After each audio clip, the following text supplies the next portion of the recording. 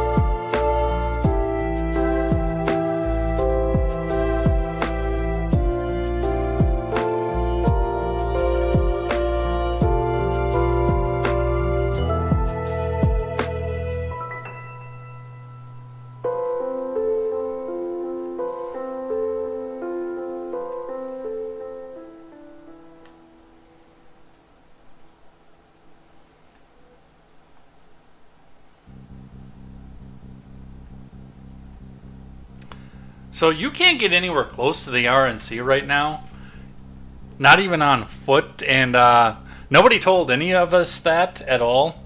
I just spent the afternoon with Stephen Ignoramus down in Milwaukee because he wanted to go actually be inside the RNC, which means he flew all the way from locations undisclosed to be at the RNC, to be inside, to see the speeches and everything else. Come to find out when he gets there that you have to be actually volunteering or a big-time donor in order to be in the RNC. And we drove by trying to, because there were, before we went over there today, there was a place where you could go in by the Riverwalk and drive through and see where all the protesters were. And by the time we got there, there was a military checkpoint there as well. So yeah, there is no getting past 10th Street if you're in Milwaukee, if you intend to go to the RNC, unless you have donated big bucks or you are volunteering for one of the campaigns. So I guess we're going to have to work on footage of that. I know we're going to be talking more about that next week because it's still in progress. And because the news was so full based on the earshot heard round the world. I figure we'll just focus on the earshot and a couple of things that followed with that, and we'll go deep dive into RNC next week on Tuesday. So prepare yourself for that. But we do have a lot to talk about here tonight. A couple celebrity deaths that we will always lead with because some of these people are parts of our childhood. But I mean, we are going to be talking for the brunt of this episode about the assassination attempt. What's happening?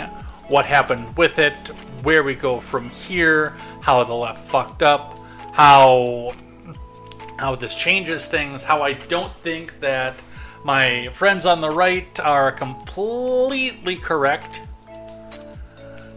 based on the fact that they think that this is an automatic election winner for this. I do think that there's still going to be challenges for this. And I do still think that if you want to see a particular outcome in this election, and for most people listening to this, either live or on the audio platform after the fact, or even if rewatching the YouTube video after the fact, they want it to go one direction, but you still need to get out to vote, knock on a few doors, go tell the people in your neighborhood or even in a neighborhood far, far away from you about why you want your particular candidate to go to the race, whether it be for the presidency or whether it be for your local offices, your aldermen, your county offices, your state reps and things like that, your governor, if your governor's up for re-election this year. You still need to put in the work. You cannot be complacent about this. This was not a slam dunk win. And we still have 4 months, not quite 4 months, for the non-stop train of Hitler this and end of democracy that and everything else. And they didn't stop. We'll be talking a bit more about this when we get into that part of the news, but they didn't stop, and I didn't expect them to. So, if you want your particular outcome, get out and vote. Get out and tell your neighbors and your friends about what it is that you want out of this election and how to get there. And for God's sakes, choose candidates that are going to leave us the fuck alone, please. That is my begging to you. Anyway, we got a lot to go over here today, so we got to get into it. Before we get started, make sure you guys go check out great programming such as Overruled and Crimeland with KTZed and the Daily Ignoramus, who I found things out about his channel, number one, and number two, on my new project, Ed Talk, that's going to be coming up, which the first recording is going to happen this coming Saturday, by the way, that he wants to move a little bit off of things as well and focus more on his music, and I do hope you guys go check out his music streams as well, so go and check those two channels out. They are great friends of mine. I was so happy to go and hang out with Steven today. It was awesome. Thanks, Steven, for the lunch too, by the way. That was epic. And even though we couldn't get down into the RNC, we had a lot of good fun and a lot of good conversation, and he got to see the lake today as well. We took a little pass over 794. And I'd say it's time for us to go get into the news. What do you guys think? Let's throw the top story up on the top here. Let's switch out the news scene. And we'll check in with live chat before we get too far into that. But let's at least get this up on here. Let's see what you guys are saying. By the way, chat away on Rumble and on YouTube. Chat away on those platforms, because the more you chat, the more we get promoted out to the front page. And I have seen evidence of this on our last Stardew stream. Actually, I could see where the numbers were going up as the chat volume was going up. So yes, that works on the algorithm, especially on Twitch. Alright, let's see what we got here. Palm is first. And Palm made dinner. Yes, I can see some of it and smell it from here. But there's a rule, and I made this for when I was doing Ed's World with various guests, and when I had co-hosts, the rule always was no eating on stream. So I'm going to hold by that rule myself. So we'll be looking forward to that after the stream. Vong is here. Vong and I also hung out this weekend, so that was cool. Decca and I did not hang out this weekend.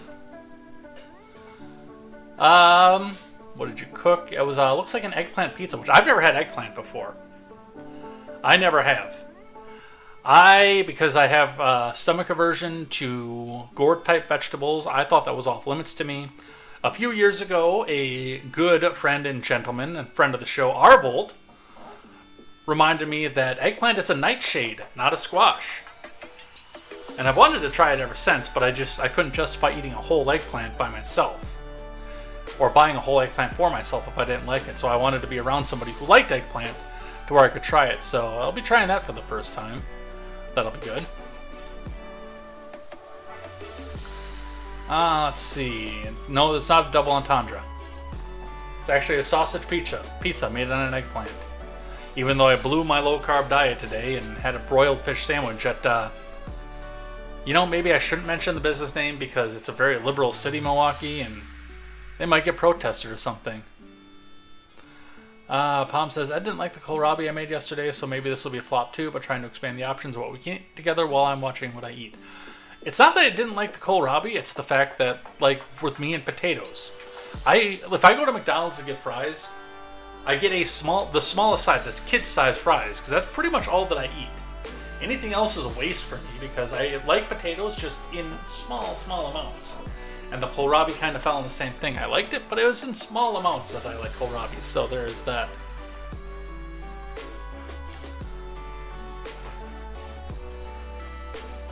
We got some Spanish going on here, and I'm way too far out of practice for that. Alright, anyway. On the live chat here. Let's get to the news. Let me turn one of these to the title card so I'm not seeing double of myself over there on the monitor. Rumble is up if somebody wants to go chat on Rumble. And let's do it, huh? Let me drop some frames here. Good thing the replay is going into recording and not live stream. All right. Our top news of the day, and I always, especially if it's somebody who was important for my childhood, which was 35-ish years ago, is that Shannon Doherty, Beverly Hills 90210, and Charm Star passes away at 53 years old. It's funny because I just watched one of my favorite movies with Shannon Doherty in it. It's not one of my favorite movies because Shannon is in it. It's because, well, I really like that movie, and Shannon just happened to be in it. I'm, of course, talking about Mallrats. You know, this one time my cousin Walter got this cat stuck in his ass. True story. He bought the thing at the local mall, so the whole thing made it on to the local news. He went out to the hospital and he got it removed, but a couple weeks later, it happened again. Different cat, same results, complete with another trip to the emergency room. So a few weeks ago, I run into him again and he's at the mall buying another cat, and I said, Jesus, Walt, what are you doing? You know you're just going to get this cat stuck in your ass again. And he looked at me and said, how else am I supposed to get the gerbil out? My cousin was a weird dude. Yes, that is the movie. Anyway, we're not here to talk about Jason Lee's epic monologue at the beginning of that movie. We're here to talk about his love interest from that movie. From Lisa Respers, France, and Dan Hastings over at CNN. Shannon Doherty, an actress who starred in the popular series Beverly Hills 90210 and Charmed and documented her 9-year battle with breast cancer, has passed away, according to her longtime publicist. She was 53, which does seem a little bit young to be passing away from cancer. And I know people who are younger than that, or who were at the time younger than that, I should say, who were able to beat it. So, sorry to hear that that is not the case for everybody, unfortunately. It is with a heavy heart that I confirm the passing of actress Shannon Doherty. On Saturday, July 13th, she lost her battle with cancer after many years of fighting the disease. Doherty's publicist, Leslie Sloan, said in a statement to CNN. The devoted daughter, sister, aunt, and friend was surrounded by her loved ones, as well as her dog, Bowie. The family asked for privacy at this time so they can grieve in peace. Her statement continued. The news first was reported by People magazine. Doherty developed a devoted fan base with her roles as Heather Duke in the 1989 cult classic film Heathers, which, by the way, is on my Amazon watch list, but I have never seen, as Brenda Walsh from 1990 to 1994 in the hit series Beverly Hills 90210 and its subsequent spin-off series 90210, and as Prue Hollowell in Charmed from 1998 to 2001. Which, remember, she was killed off in that one at the very beginning of the series too, pushing Piper up to be the eldest sister. Doherty was first diagnosed with breast cancer in 2015, which went into remission 2 years later in 2020. Doherty announced the cancer had returned, spread, and was stage 4F in the chat. She shared in June 2023 the news that her cancer had spread to her brain, which I guess is where the problems came in, of course. You know, it's funny because I'd never seen 90210. That was a genre that never interested me, but I was familiar enough with it that when Ethan Suplee as Willem Dafoe ran into Shannon Doherty's character in Mallrats, which for whatever. Oh, Renee. I was gonna say. For whatever reason I can't not think of the name, and I just watched that movie the other day. It was Renee. When he turned and looked after she said the sailboat line, and he turns and looks and says, "Brenda," and she slapped him and said, "Jerk." That's probably why.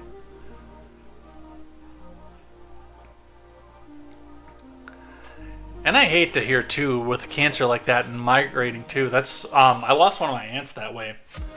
You know, she had ovarian cancer, and then like everything got removed to try to eliminate it. And then it popped back up, even though there were no ovaries to have ovarian cancer, and it had migrated out to lung cancer. F in the chat as well. So to see something like that, to see an almost cure and heal, and then all of a sudden for it to pop up in a different part of your body and a severe part of your body, that's hard to see, and I feel for her family at this one. KTZed has joined us with the Stephen Ignoramus. Yo! We missed going to KTZed's house this year because of a buyout of my job, leaving me with absolutely zero vacation. F in the chat. Doherty, who had been outspoken about living with cancer even as she was clear that it was incurable, kept the mindset as she talked about her plans for the future. I guess I'm in the mindset now that I need to make as much money as humanly possible in the next 2 years, bank it, put it with my investment place, build it so that A, I don't have to work, and I only work when I really want to, she said this month. I can also go on a lot more vacations. Then also, when I pass away, my mom's got a nice little nest egg that I don't have to worry about her. So, Brenda has passed. Or Renee. Or Prue. Depending on which version of Doherty is the one that sits heavily in your mind.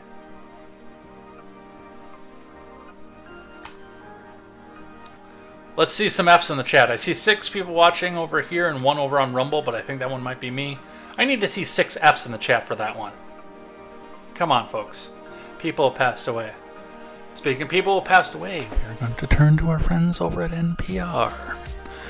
Who, even though this is a solemn occasion, we have to remind you that NPR is only 10% funded by the government. So you have to hit that donate button in order to make sure that they can tell you about how progressivism and communism are better than anything that's capitalist, because it's not your money, Colin, it's our money.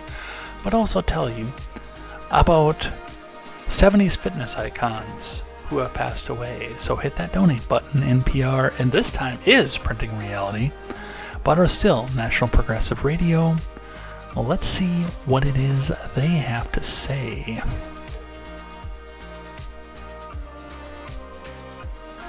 Richard Simmons, who believed fitness is for everyone, dies at 76.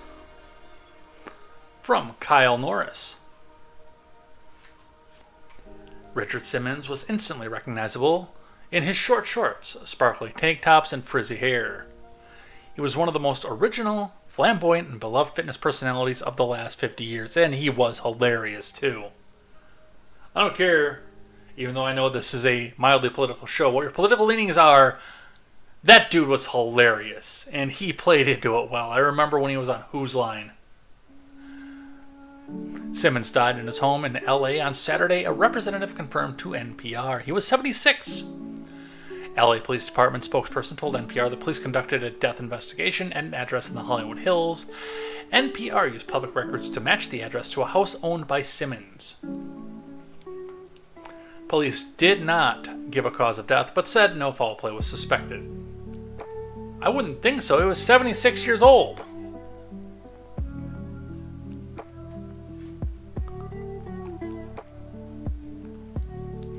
Simmons created a fitness empire beginning in the 70s that included videos, classes, books, products, and infomercials, his own show, and plenty of TV appearances. It helped that his entrepreneurship coincided with new technology, or new at least in the 80s. Simmons put out fitness classes on VHS cassettes to be played on VCRs in his lifetime. He made more than 65 fitness videos, such as Sweatin' to the Oldies, that sold over 20 million copies. I'm sure his estate right now is happy that he didn't try to put it to Betamax.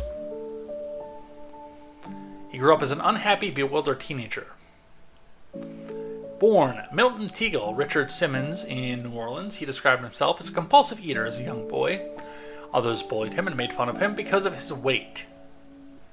Now, he was also gay in the 60s. Let's be real, there was probably some of that came out of it too.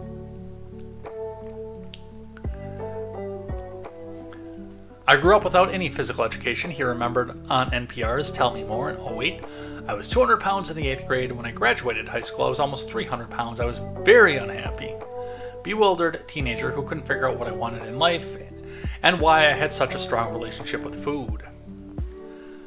Simmons said on his website he tried diets and laxatives, but eventually adopted a lifestyle of balance, moderate eating, and exercise. His life's work became making exercise fun for all types of bodies.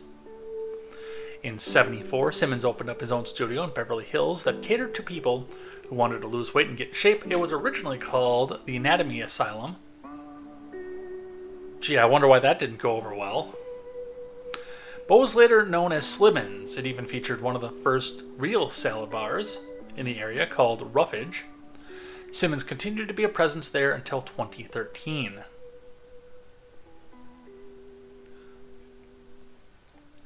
Simmons' workout style was upbeat and welcoming. In a commercial for one of his popular Sweat Into the Oldies videos, he enthused, if you're looking for a lively, entertaining, stimulating, humorous, colorful, frolicking, playful, inspiring, safe, low-impact workout that's full of kicks, thrills, gusto, fervor, passion, fury, bustle, and action, you don't have to look any further. That's it. That is awfully specific. I would have chosen just one of those.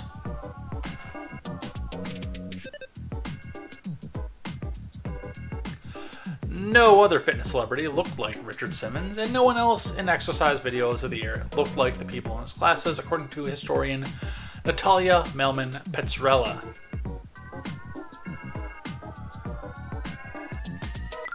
They were all ages. They were men and women. Most notably, a lot would have been considered overweight by standards at the time. So, F in the chat for Richard Simmons. Alright. The celebrity stuff is over. I suppose that means we need to get into what I'm sure that everybody is here for. We're going to start with an archive from NPC News, which is a previous archive because this story and the coverage of this story has been changing a lot. And we're going to be talking about more of that down towards the bottom of this story. We'll be talking about what's happened there and where we go with that. But for right now, this was the initial headline. Now, the rest of us in the English-speaking world knew what happened the first time we saw these videos.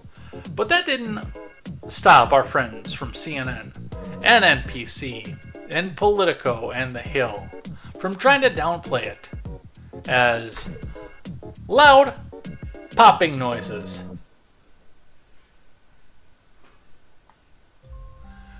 NPC News reports Secret Service rushes Trump off stage after popping noises heard at his Pennsylvania rally.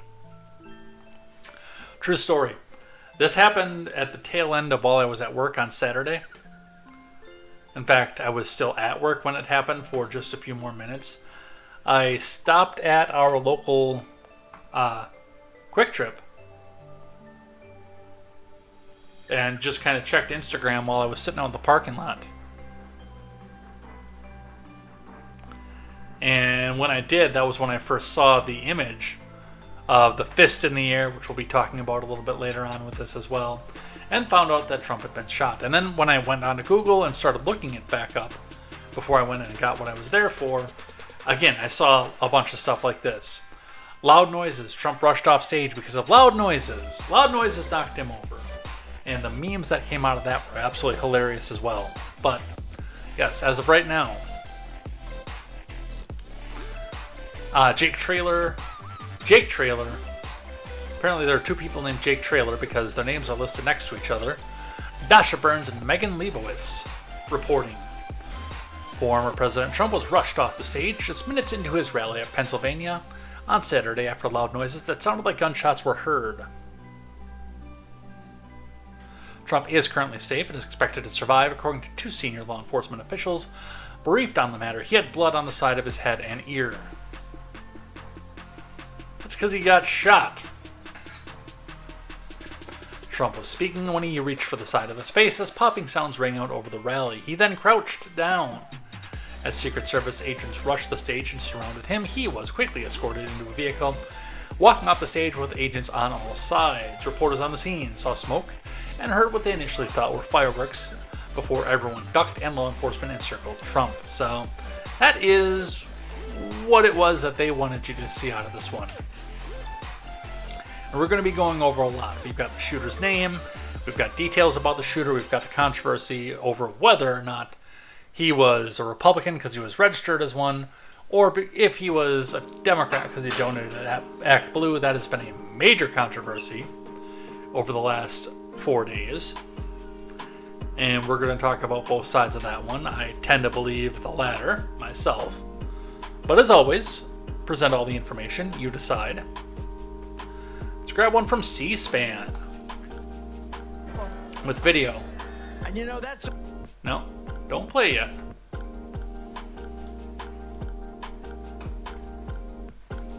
Although the whole thing is loaded up, and we can hear the loud popping sounds. But C-SPAN coming right out to the beginning of it saying, shots fired at Trump rally. Gunshot fires heard at a Trump rally in Butler, Pennsylvania, and former president and presumptive Republican presidential nominee Donald Trump is escorted off the stage. Warning! Some graphic material ahead. YouTube, don't ban me for this, because this is in the public record. Let's dial this back for just a moment, and we will watch and listen. what happened to our country. Probably 20 million people. And you know, that's a little bit old, that chart. That chart's a couple of months old, and if you want to really see something that's said, take a look at what happened.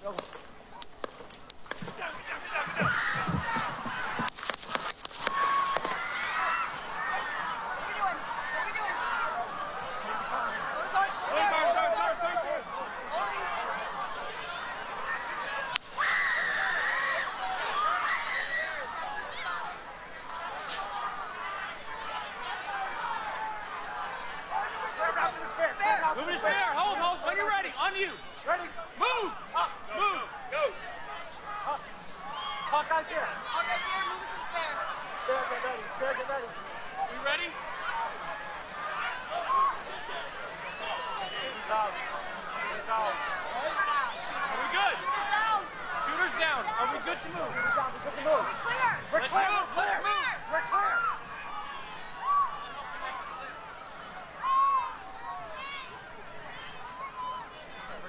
Come on. Let me get my shoes. I got you, sir. I got you, sir. Let me get my shoes. Hold that in your head. It's bloody. So we gotta move to the bus. Move to the bus. Let me get my shoes. Okay, our shoes down. Our shoes. Watch out.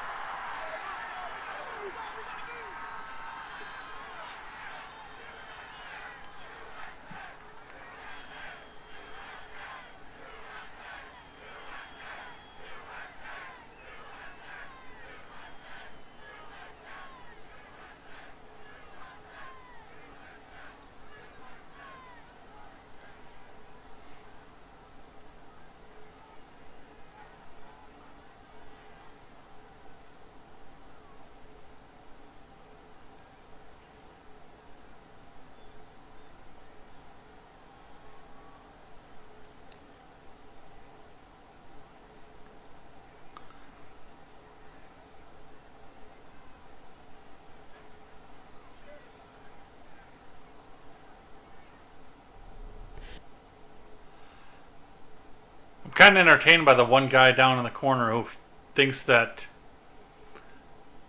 giving the finger to whoever's on the camera is helping something, anything at all. So again, this is a moment that is going to go down into the history books. How it's presented is going to be anybody's guess.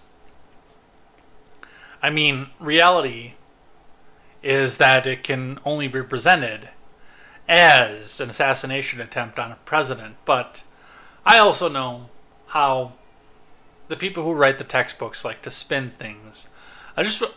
Because especially given the fact that it happened on the side of the face that was turned away. I'm going to just watch this again and, see the extent of what happened with this. What happened to our country? Probably 20 million people. And that's a little bit old, that chart. That chart's a couple of months old. And if you want to really see something that's said, take a look at what happened.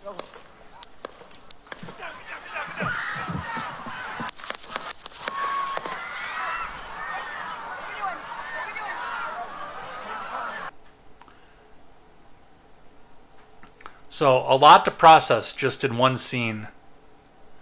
A lot that's there. Now, in instance, you look at this and you see the fact that, he's not dead. So you can look back and understand where he's going to come back up and put his fist in the air and scream to fight and get the chant of USA going again, which I thought was incredible and somewhat uniting. Although, again, I don't share the optimism of my conservative friends in that I don't believe that this is going to be the guarantee that a lot of them think that it is. I do think it's going to help, but I don't believe it's going to be the guarantee that it is. But, yeah, the fact that he didn't just drop like a stone, instead looked up and touched his ear and realized, oh, shit, something has happened, does kind of change the perception of what we have here. We've got Disclosed.tv from a different angle. Now, Trump covered in blood after assassination attempt. You can see by the angle of the podium that this is slightly from our left of what happened with this. So this is a bit more straight on to where I believe the shot would have been coming from. But they don't have the shot in this. This is after he got back up. And you can see the blood streak down off the side of his face. I should have the live chat up here too.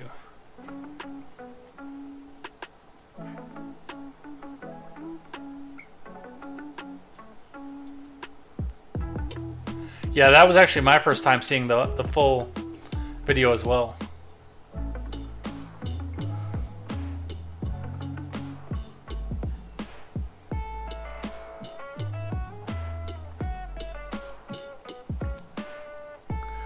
An interesting side to this one.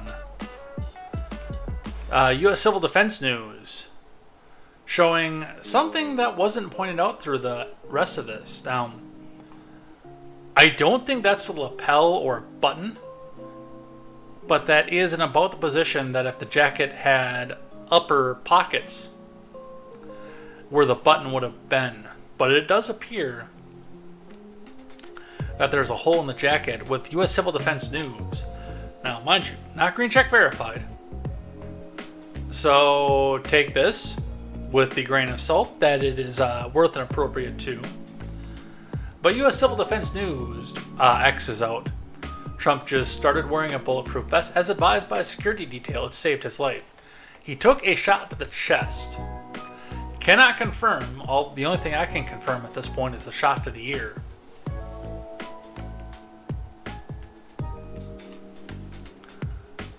Readers, there's a community note to this one. This is not a bullet hole in former President Trump's jacket. It's a fold in the jacket of a female officer protecting him. Is it?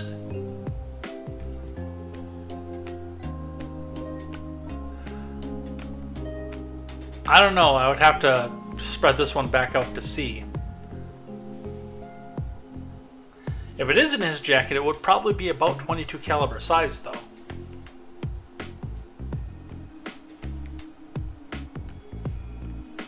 Alright, let's hear from the Orange Man himself. I'm supposed to be dead. Trump acknowledges miraculous fact that he's alive after assassination attempt. This is from Hank Berrien over at the Daily Wire.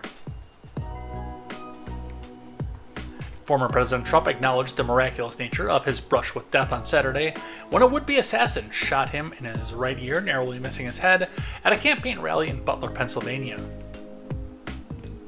Trump noted that only the fact that he had turned his head slightly at the moment the shots were fired saved him from certain death. "I'm not supposed to be here. I'm supposed to be dead," Trump told the New York Post aboard his private plane on Sunday on his way to the RNC in Milwaukee, Wisconsin, which, by the way, he did get back up and go to, telling the world, "I'm not going to let a crazed leftoid determine what I'm going to do with my life. So I'm still going to go give my speech at the RNC. I'm not going to stop."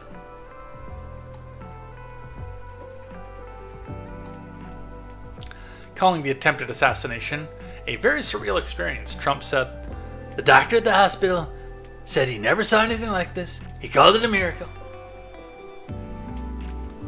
Trump wanted to continue speaking after he was shot, but Secret Service agents hustled him off the stage. Well, yeah, I mean, if the guy had accomplices, the second dude isn't going to miss. Reminding him his safety was at stake and that he needed to go to the hospital. Praising the Secret Service agents who tackled him as linebackers, he explained why, after they got him to his feet, he insisted, "Wait, I want to get my shoes. Let me get my shoes. The agents hit me so hard that my shoes fell off, and my shoes are tight," he said, smiling. He continued by praising the counter-sniper who killed the would-be assassin. "They took him out with one shot right between the eyes. They're the worst eyes. Because he missed, they're the absolute worst eyes. They did a fantastic job. It's surreal for all of us. I just wanted to keep speaking, but I got shot," he asserted. Pennsylvania GOP senatorial candidate Dave McCormick, who was seated in the front row behind Trump when the attack occurred, acknowledged it was pretty clear that this was a series of shots, and the president went down immediately, and the Secret Service jumped on top of him. And then he got up, and you saw the pictures you're now seeing on TV, where his fist came out in sort of a measure of, I think, defiance and reassurance and leadership. He really reassured people that he was okay, an inch of difference, and the president should have been dead. It was a very, very scary moment. You know what would make this very mimetic, and I admit that I'm stealing this from Styx from this? And again, I'm not watching the RNC because I'm doing this right now, but if he came out to give a speech at the RNC using Elton John's "I Am Still Standing" as his come-out music. Now, mind you, he would get the pantsuit off of him by Elton John, and so would his campaign, but it would it would be worth it, and he could pull in the donations off of something like that well enough to cover that lawsuit. There's no question in my mind.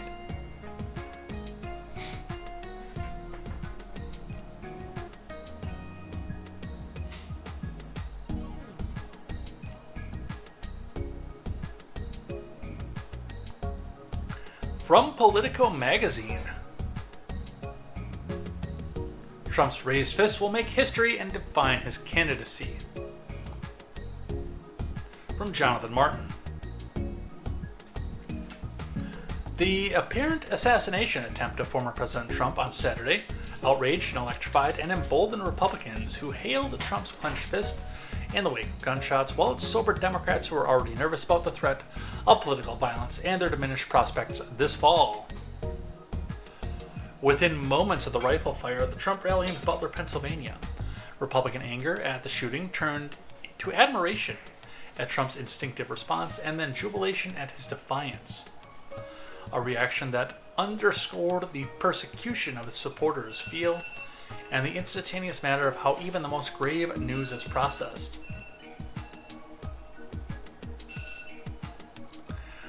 By sundown, and without concrete reporting about the deceased shooter's identity, Republicans were openly faulting their political opponent for the incident, which, by the way, is going to be referred to by the people like Joyless Behar and Joe and Mika and Rachel Maddow and Anderson Cooper and other people like that. Well, it's Republicans who are stoking political violence, don't you know? They're openly faulting their political opponents. In spite of the fact that one of their political opponents literally shot at the presumptive nominee and former president of the United States. I guess after today it'll be the official nominee.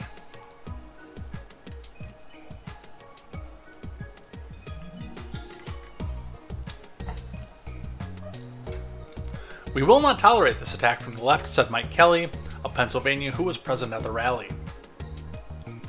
The accusation was as raw as it was remarkable. It evoked the 1963 assassination of JFK, which many Democrats immediately ascribed to the right-wing hostilities that the then president confronted in Dallas. And not the fact that he wanted to go in and break all the fucking toys. It had nothing to do with his ideology and his wanting to shrink out the government. No, it was right-wing hostility. In the always online and deeply polarized world of 2024, the claims came quick, no matter the lack of information about the motive. Yes, Politico wants you to believe that the fact that people are reacting to the fact that their favorite candidate was attempted to be taken off the ballot by force, by loss of life and limb. And that's going to cause violence.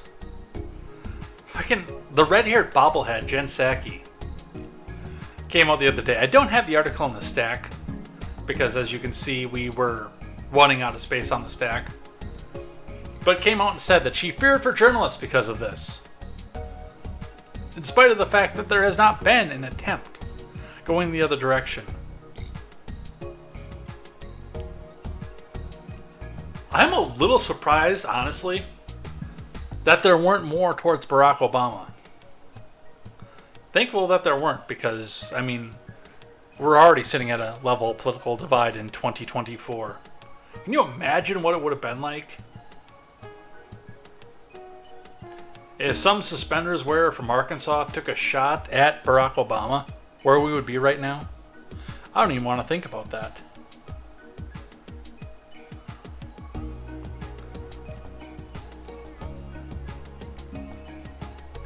One of Trump's potential running mates, J.D. Vance, who we'll be talking about later, because he got promoted from a potential running mate on the day after all this happened, said, "The central premise of the Biden campaign is that President Trump is an authoritarian fascist that must be stopped at all costs," adding, "That rhetoric led directly to the president's attempted assassination." I got a little bit I want to talk to on that one as well, but I want to talk about that when we talk about cooling the rhetoric. Not what we're talking about what initially happened. Also seeing the opening, Mike Lee joined with Robert O'Brien, Trump's former national security advisor, to call on Biden to drop all federal charges against the former president. Even Trump's children immediately responded to the near murder of their father with a sense of triumph rather than shock. "He'll never stop fighting to save America," Trump Jr. posted online, with a picture of his father, fist raised, face bloodied, and surrounded by Secret Service agents. An American flag in the background. Yeah, that couldn't have been timed any better. I mean, to the point where I'm actually questioning whether or not that was staged. That couldn't have been timed any better, the way that that image came out.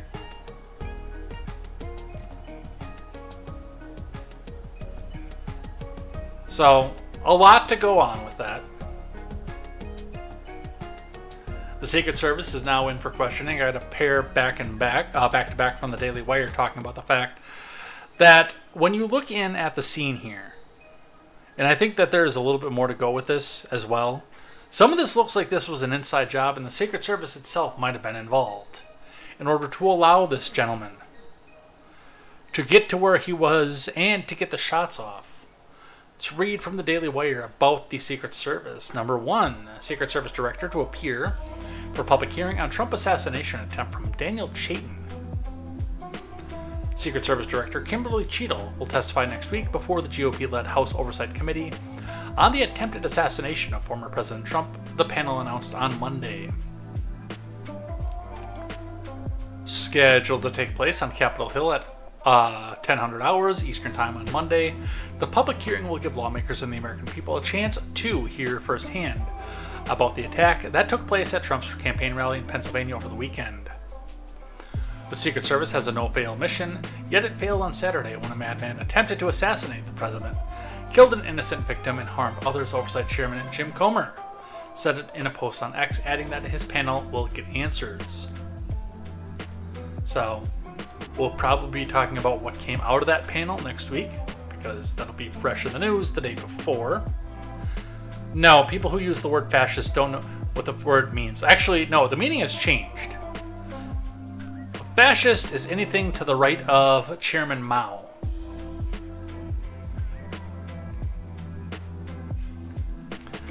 Another bit on the potential failing of the Secret Service, which, by the way, is not an independent operating agency. Which one would think, especially in a polarized climate like this. The Secret Service does work at the behest of the presidency. I believe they're employed through the post office, I remember correctly. Departmentally. I would have to fact check myself on that one.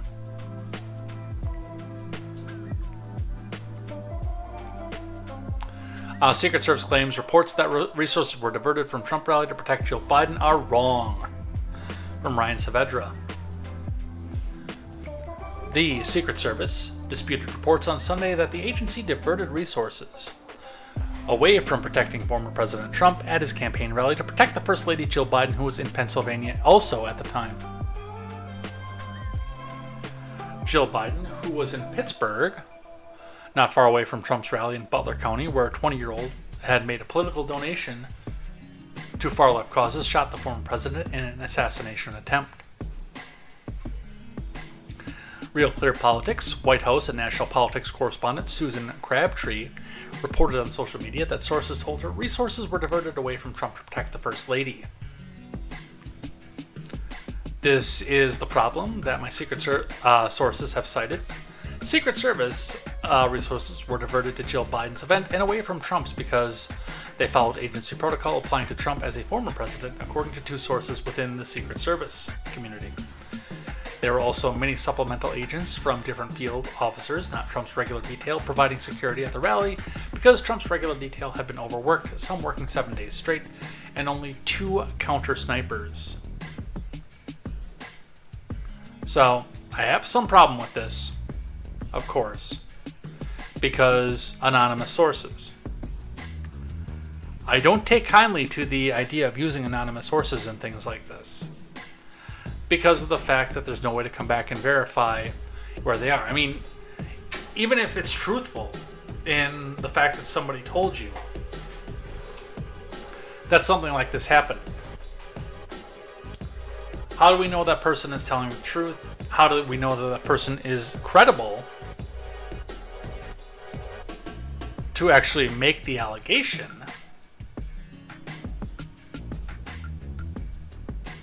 And then do anything else beyond that. I mean, an anonymous source could be a person who coordinates the Secret Service from one public official to the other, or it could be Jim, the janitor who's paid minimum wage and happened to overhear something and doesn't know what it means.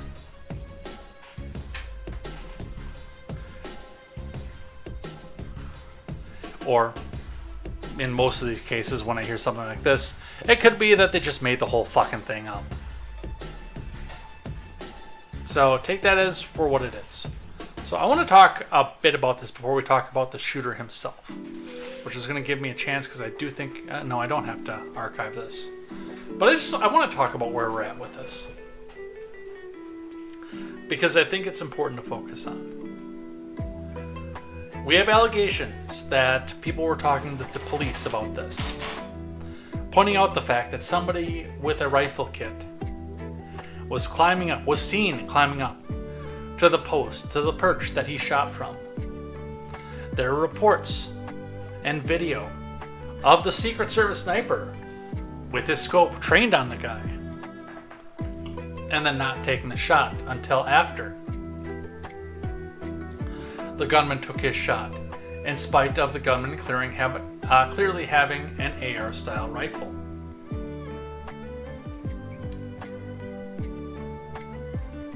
And then the fact, of course, that it was an AR-style rifle, and the person who was doing it was an ActBlue donor, on top of the fact that the person doing so also was a registered Republican, which is awfully convenient to come back out and be able to spin and craft a narrative out of scratch. I cannot say, without going through proving, disproving the evidence, whether or not this was an inside job. What I can say from watching, from seeing where the failures were, and where we go from this, is that the possibility is there. And if you don't think that there's a possibility that this was an inside job, you're fooling yourself. We will probably never ever get an answer as to whether or not it was. Given the fact that it's against a Republican candidate who has been alleged up and down, left and right, inside and out, to want to lock women against the stove, bound in red robes and white bonnets, who wants to end no-fault divorce in spite of the fact that he has 3 of them, one of which I know for sure that he initiated. The other one's still up in the air. The fact that if he is elected, it's going to be the last election that we ever have. Dictator on day 1, he's going to be Hitler. Even coming out to the debates and hearing Joe Biden say, asked a direct question, whether or not he thinks that the people, not Trump himself, but the people who would vote for Trump are a threat to democracy in this country. Which I cannot believe CNN was allowed to ask. I hope to God Tapper screwed that up somehow. But at face value, for Biden to come back out and say, yeah, I think the more that they learn about this guy, the more that they want to still vote for him. Yes, they're a threat to democracy. All of this, on top of the fact that it was a person who could be credibly presented by the news as a Republican given his voter registration. The fact that it happened in a closed registration state on top of the other things. The fact that he gave to ActBlue. And the one that really gets me is the AR-style rifle. Now, from where he was shooting from, approximately 150 yards away, I heard Shapiro today say that is ideal range for an AR-15. Shapiro is full of fucking shit. Yes, the cartridge, the 223 cartridge that goes in an AR-15, can project a bullet that far. Can it do it accurately? No. Yes, it can physically project it that far with enough stopping force to take down a 250-pound orange man. But if you're going to take a shot like that, I would not use a mid-range rifle, no matter how good the scope was on it. I'd use something with a heavier bullet that has more chance to stay in line, like a 308 or a 7.62. No, Secret Service, I'm not planning to do any of this. I just know a little bit about fucking ballistics. The fact of the matter is, and this is where this pushes me into the range, that this was some sort of inside job, is the fact that the demon gun, the boogeyman, the only gun that does school shootings, in spite of the fact that the vast majority of mass and school shootings are performed with handguns, the evil, scary, black AR-15 was the one that they used to shoot at Trump. And potentially would have been the one that killed him as well. The gun that every progressive has breathlessly tried to outlaw in spite of the fact that it's no more powerful than a sports shooting rifle. A small game rifle.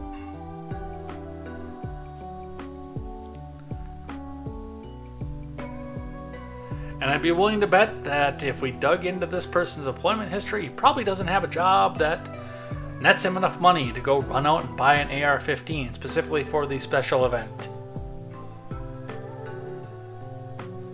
So, and then yes, there does need to be a definite turn down of the temperature. Biden even coming out and saying as much, but stopping just short of saying, and that includes me, man. Alright, let's talk about the gunman. From KATU to ABC, FBI identifies gunman as Thomas Matthew Crooks in Trump assassination attempt. From Jamel Valencia,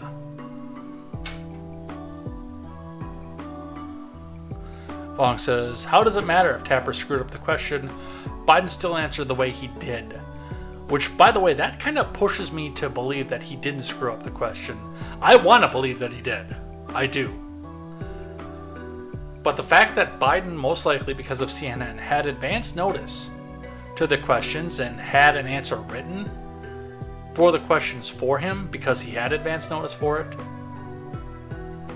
you know, deep down, that kind of tells me that, no, maybe he did ask the exact question that he wanted to. And Biden did want to come back out and label 80 million people as enemies of the state. But that doesn't mean that I want to believe that. It's possibly and likely true, but that doesn't mean that I want to believe it. Got the author, James Valencia. The man who tried to assassinate former President Trump during a political rally was identified as 20-year-old Thomas Matthew Crooks of Bethel Park, Pennsylvania. Anybody who is on the Chans, go into the Discord and tell us what they already know about this kid, by the way. Because I'm sure the green-checked news media is not telling us the whole truth here.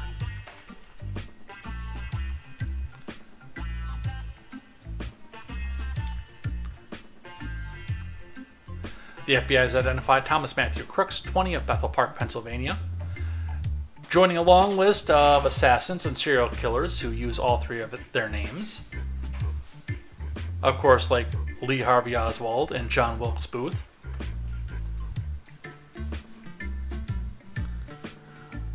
Released the FBI records after they spoke to reporters in a late evening news conference. It remains unclear why Crooks fired shots at Trump in the assassination attempt is being investigated. The FBI didn't disclose the shooter's name when they spoke during a news conference.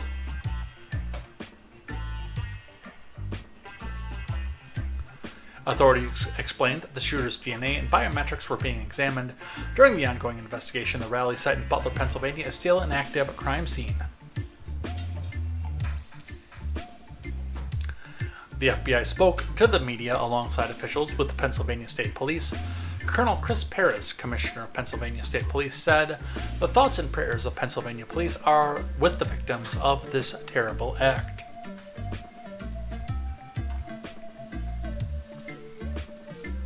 The name of the rally attendees and killed and injured were not provided. Authorities did say that all three victims were adult males. A first look at former President Trump was shared by a member of his campaign team stepping off his plane in Newark, New Jersey, since being shot in an assassination attempt. Let's watch. Holy fuck, that's loud. Let's dial that back just a little bit.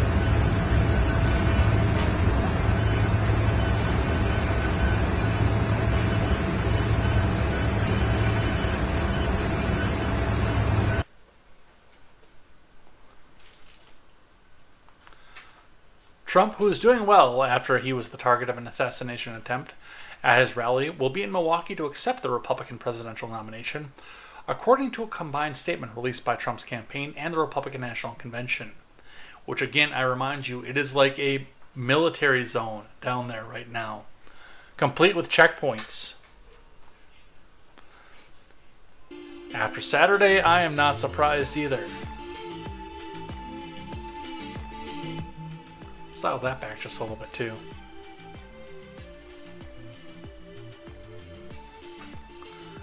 While hospitalized, Trump extended his condolences to the family of the bystander killed by an injured spectator, and an injured spectator at the rally. Trump described the moment he was shot by a gunman who was not an attendee at the rally. About 2.5 hours after the shooting, I want to thank the United States Secret Service and all of law enforcement for their rapid response on the shooting that just took place in Butler. Most importantly, I want to extend my condolences to the family of the person at the rally who was killed, and also to the family of another person that was badly injured. It is incredible that such an act can take place in our country. Nothing is known at this time about the shooter, who is now dead. I was shot with a bullet that pierced the upper part of my right ear. I knew immediately that something was wrong, and that I heard a whizzing sound. Shots, and immediately felt the bullet ripping through the skin. Much bleeding took place, bigly, so I realized then what was happening. God bless America, because it's Donald Trump, and he cannot help but writing in all caps. So, a lot of stuff with that one there. It turns out, and I didn't have an article on this one, I found this one out today while I was driving, and everything you're seeing here is what I had gathered up last night. But it does turn out that the gentleman that was killed did so because he dove on top of his family to protect them. So, definitely a hero in that aspect. Mog is here, says Thomas. What we want you to do is go on that roof. Yes, the one across from Agent Ted. Take this rifle. Shut up, just take the bastard. When Trump is going strong, shoot him across his nose. No, damn it, I said across his nose, not up it.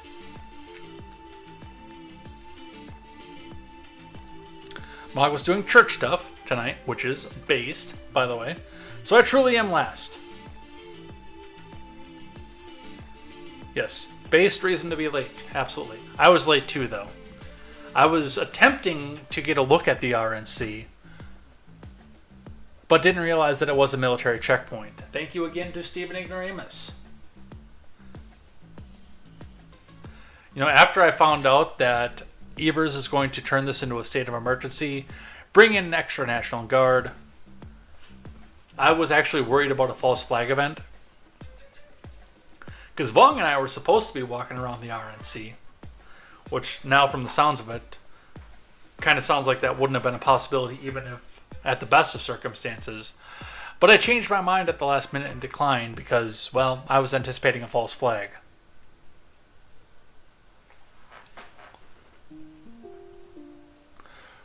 Do not storm the RNC because with the amount of police and military, and by the way, there are police from all over the country. There are Idaho State Police in Wisconsin right now to guard the RNC. If you storm the RNC, you will become deceased. You will cease to breathe.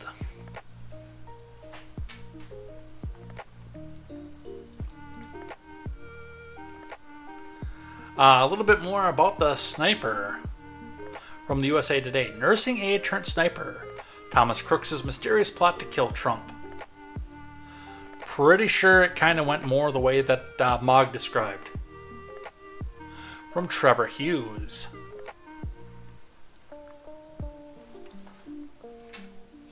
Donald Trump and would-be assassin Thomas Crooks started on their violent collision course long before the former president's political rally ended in gunshots and death. Crooks was a one-time registered Republican, a nursing home worker with no criminal record, shy in school, and living in a decent middle-class neighborhood in suburban Pennsylvania with his parents. Trump was eyeing Crooks' state as a key battleground, but not in the way that anyone envisioned on Saturday.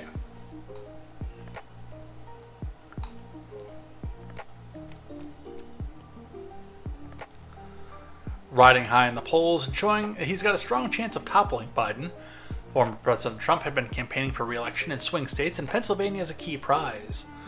Trump won the state in 2016 but lost it 4 years later, and on July 3rd, Trump's campaign announced it would hold a rally at the Butler Farm Showgrounds, about 30 miles north of Pittsburgh. Well, that's the other thing, too, that goes along with this. when Biden was out campaigning post-debate.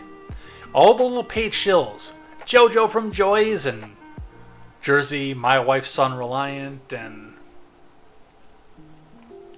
Tedrick, and Midas Touch, and Harry Sisson, and less famous Harry Sisson, whose name nobody remembers, and Victor Shi, the youngest delegate in the world, who's probably been sniffed by Biden. We're all putting out the same manufactured talking point. Well, Biden has been at rallies, 12 rallies in 10 days. Why hasn't Trump shown up at a rally? Which means I'm pretty sure that they were planning on doing this long before Thomas Crooks got his shot off. Because they really wanted him out in the open. Like, a lot.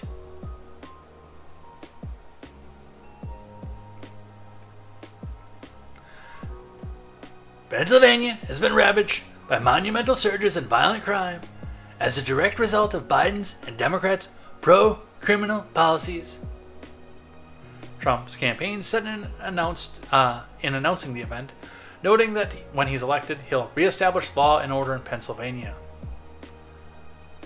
USA did not put it in all caps, but I'm sure that when the campaign put it out on Truth Social, law and order were in all caps. The Saturday attack turned the heated rhetoric of the 2024 campaign freshly violent. Authorities said bullets from Crooks' AR-style rifle about 150 yards away grazed Trump's ear, killed a rally attendee as he dove to protect his family, critically wounded 2 others. Secret Service agents killed Crooks moments later. Oh, jeez. The Mogwai asked the question, I am worried, was Lindsey Graham okay? He didn't come out of Trump's ass, right? Our resident South Carolinian, Mogwai. Investigators are still seeking Crooks' motive, despite his Republican leanings. He had donated recently to a progressive voter turnout campaign in 2021, but indicated he'd planned the attack well in advance. The shooting marks the first assassination attempt against a former president, or current president rather, since Reagan was injured in '81 in a shooting at a D.C. hotel. There are many questions about why Crooks turned into a would-be presidential assassin, firing indiscriminately into hordes of political supporters. I would bet you money. Well, number one, I'm sure that the FBI came out and helped him along in his Discord server. And oddly enough, Discord put out a statement saying that he had a Discord account, but it was inactive, and he definitely didn't use that to plan the attack. Which is a weird thing to say, but they've also scrubbed it completely. So there's no chance that unless 4chan got a hold of it prior to them scrubbing it, that we can go back and check all that. Which is weird. Why would Discord say that?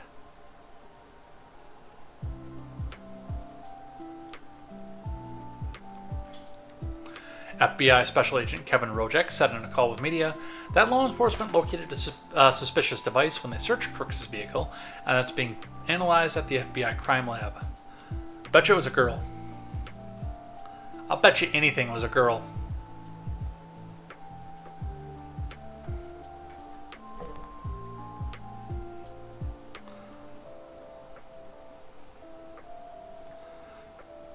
I mean, this kid looks like somebody who would throw his entire life away just to get a girl's attention. I know, we can smell our own.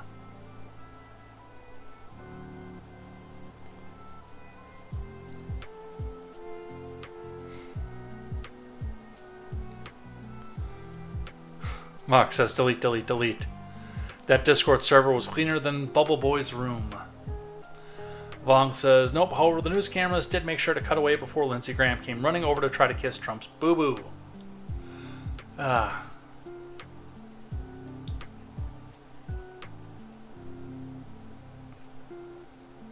From the Daily Wire, FBI says it gained access to phone of man who attempted to assassinate Trump.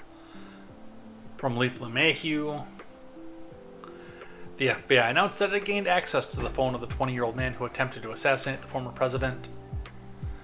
FBI technical specialists successfully gained access to Thomas Matthew Crooks' phone, and they continue to analyze his electronic devices, which are also probably just about as clean as the Discord server.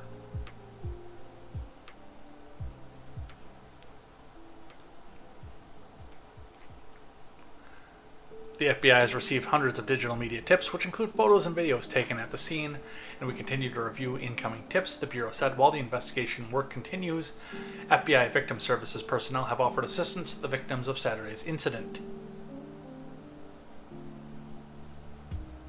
Ah. Even I'm offended.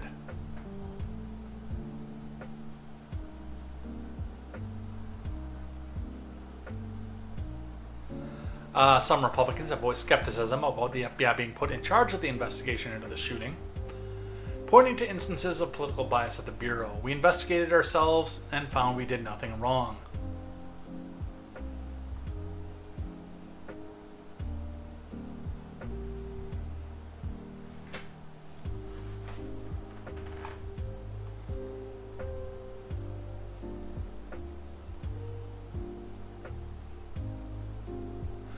I know what I did, Vong.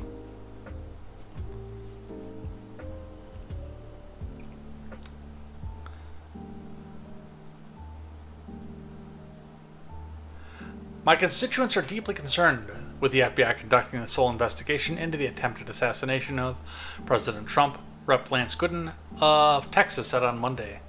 They don't have faith in the current FBI leadership to get to the truth, given how they have targeted President Trump with political witch hunt after witch hunt at the behest of Joe Biden.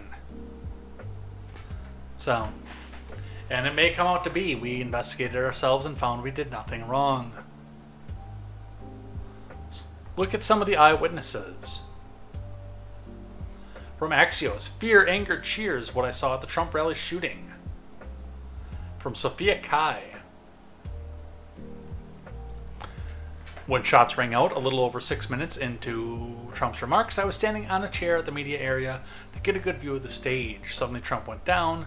Some of his supporters screamed, others ducked on the risers behind him, while still others stood up, exposing themselves while trying to see where the shots were coming from.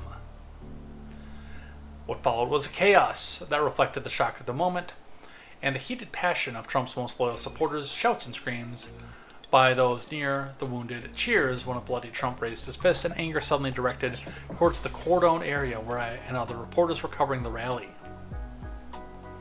When the shots began, I was standing next to my former Axios colleague, Elena Treen, who's now with CNN. Her security guard forced her down and ushered her into a space below the media riser. A few minutes later, I did the same. As the security guard positioned his body over hers, much as Secret Service agents were doing with Trump on the stage. That's when it hit me that we were in danger. Less than 90 seconds later, we peeked through the riser and emerged to face the anger of Trump supporters who were turning on the media. This sounds an awful lot like a fucking sob story. Fake news, this is your fault, they yelled. You're next, your time is coming. That was a Fed, by the way. A few tried to break into the media area but were stopped by security guards. Once Trump had been ushered away by the Secret Service to cheers and chants of USA, USA, the crowd of thousands scattered quickly. Many prayed, a few who threatened reporters stopped by to talk. One guy, to whom I had offered a mint and water earlier on this hot day, stopped to make sure I was okay. Colleen Phillips of Leechburg, Pennsylvania, told me that Trump showing he was okay after the shooting means everything to me. I'm praying so hard. This is my first rally.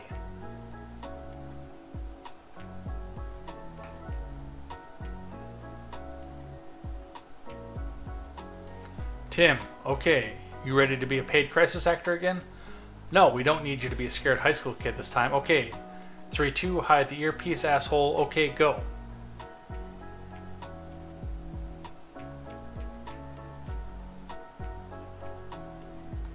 Let's grab one from Insider. Trump told his former White House doctor he would have been shot right in the head if he hadn't turned to look at an immigration statistics chart from Quan Wei, Kevin Tan, and Tom Porter.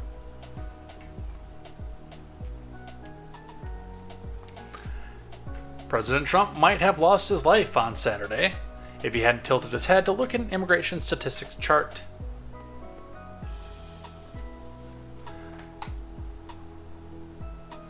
But things could have been so much different, according to Texas Rep. Ronnie Jackson, who spoke to Trump a few hours after the shooting.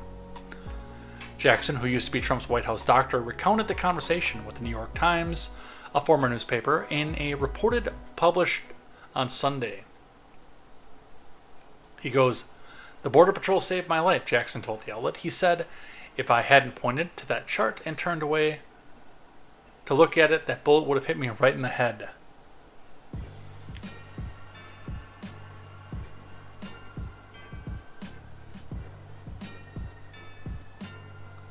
Trump, who was left wounded by the attack, said on Saturday that a bullet had pierced the upper part of my right ear. Yeah, that was pretty close.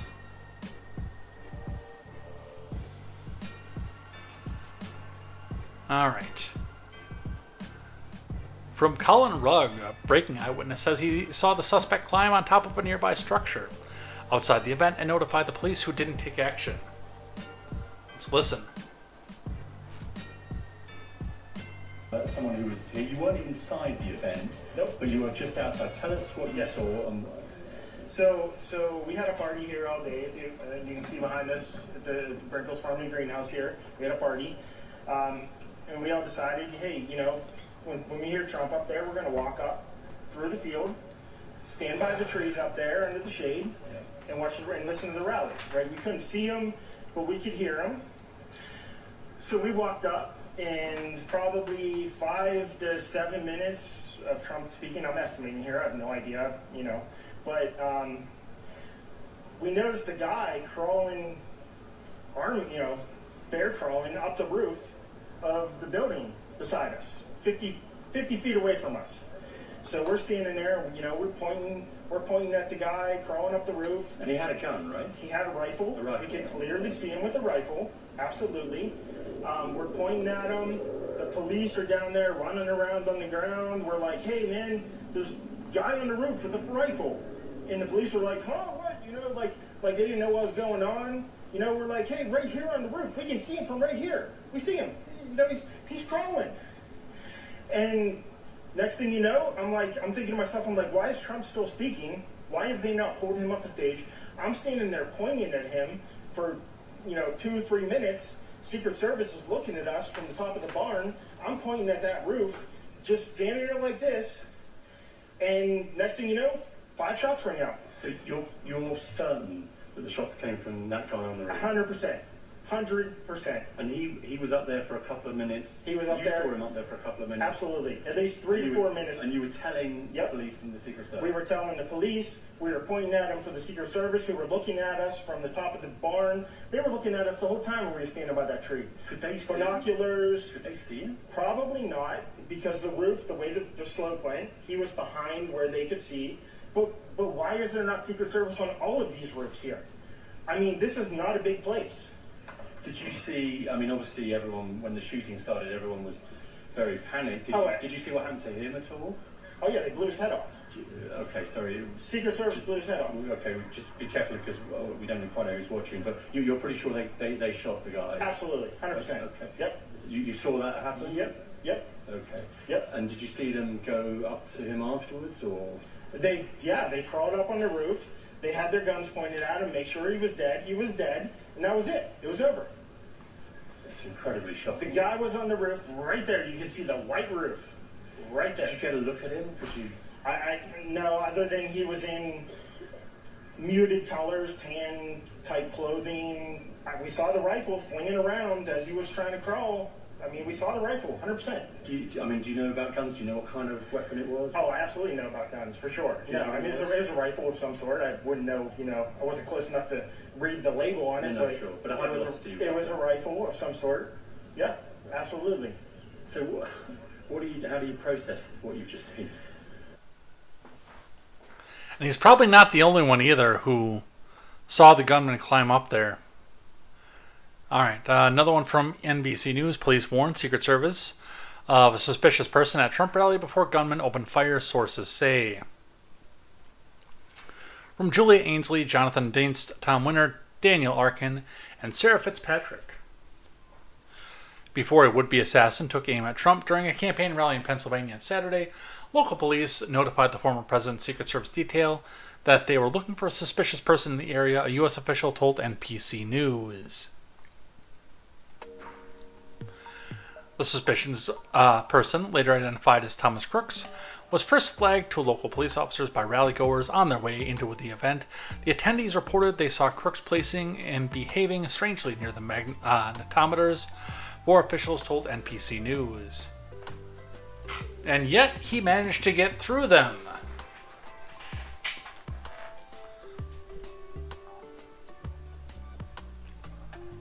Local police officers began pursuing Crooks on foot, officials said. During the pursuit, the U.S. official said local police told the Secret Service they were looking for a suspicious person near the event. It is not clear what time the Secret Service was notified and whether it was before Trump took the stage on the grounds of the Butler Farm Show, a venue roughly 36 miles north of Pittsburgh. The U.S. official said the Secret Service was told of a suspicious person before local police discovered Crooks on the roof of a nearby glass research company's building. That discovery occurred shortly before Crooks opened fire, according to 2 law enforcement sources. The timing raises questions about whether other measures could have been taken to stop Crooks. Probably, but there are a lot of people think that this is an inside job. Alright, we're going to do a quick rundown on the media reaction to this in the immediacy of what happened here. The Daily Wire starting out, loud popping noises, Trump falls, media outlets tiptoe around mentioning shots fired at rally, from Marita Lordy. Media outlets initially avoided mentioning that shots were fired at a rally in Pennsylvania on Saturday, where former President Trump was escorted away with blood dripping down his face after an apparent assassination attempt.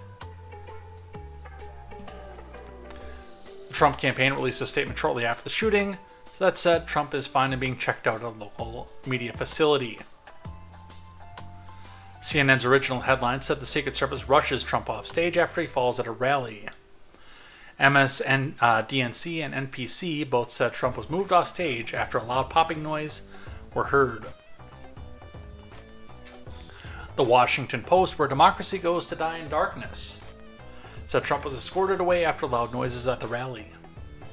People magazine said there were loud bangs at the rally. USA Today said loud noises startled the former president and the rally crowd.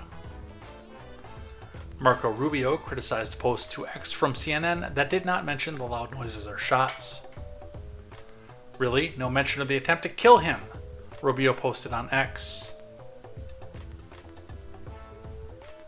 Yes, it was just loud noises, of course, this being the title of this particular episode. Washington Post with a response to this as well. How the media's wait for facts in Trump shooting fed a backlash. You evil Republicans are just ridiculous for knowing what a gunshot sounds like and criticizing us for it. Paul Fari reporting.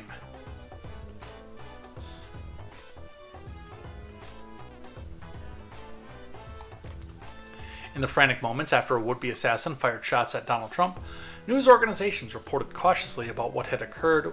As with many breaking stories, it wasn't immediately clear what was unfolding. Dude, I don't want to be the if the shoe was on the other foot person, but if this was a crazed right-winger that had taken a shot at Biden, even if it was the most milquetoast right-winger possible, like Tim Pool, it would have been, not only would we know that it was a shooting, we would know the model of the gun. Within seconds, we would know the identity of the shooter. We would hear all about how white supremacist he was. We would know every off-color joke he'd ever told in his life. And his Discord information would be out on full display.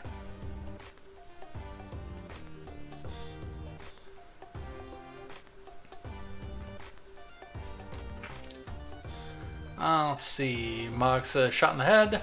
Maybe the face. No more Graham jokes.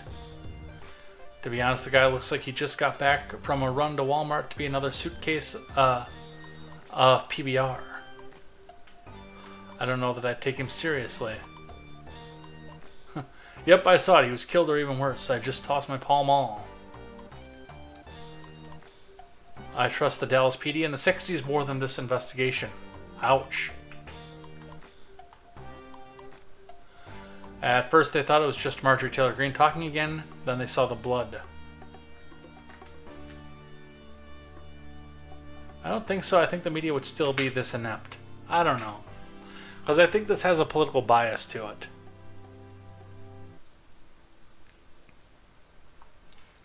But being right rather than run first with the news wasn't good enough for many readers. Well, it's because it's the first time you've done it in 9 years. With the benefit of ample hindsight, some critics on social media trashed the early uncertain reports as inadequate or worse.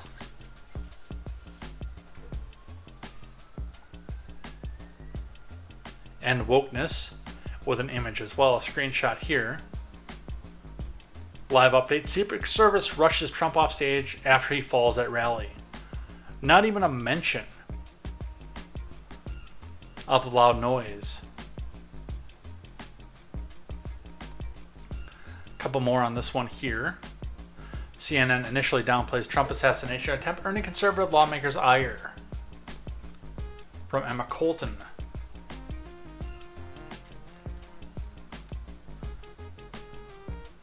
Josh Hawley with that one says, falls at rally? Is this a real headline? This is disgraceful.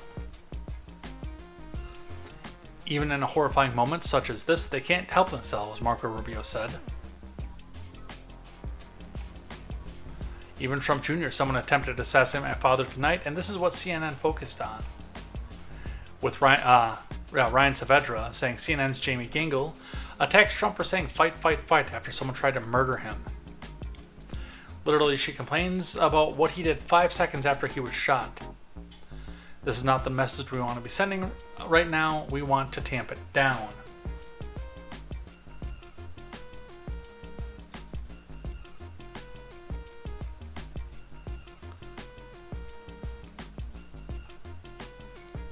New York Post taking it a step further. Media bias on full display after Trump assassination attempt.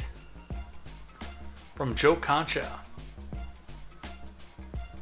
The assassination attempt that played out on live on national television should have resulted in the kind of objective, unbiased coverage the country deserved at a terrifying moment. Some outlets, however, failed the test miserably.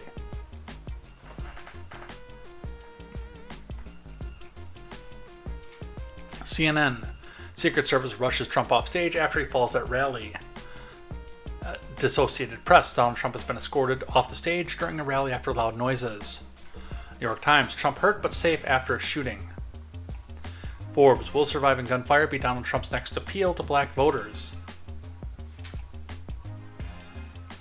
Politico. In the wake of rally shootings, GOP officials have been quick to blame Democrats for demonizing Trump. There's more, but you get the idea.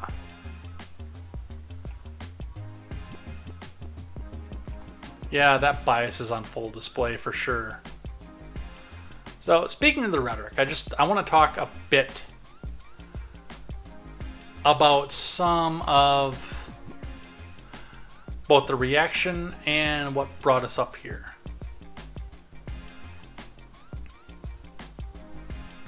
Politico. Defiant Biden tells donors we're done talking about the debate. This is from a week ago, but this is one of the things that's being blamed and brought up when people believe that Biden orchestrated this whole thing.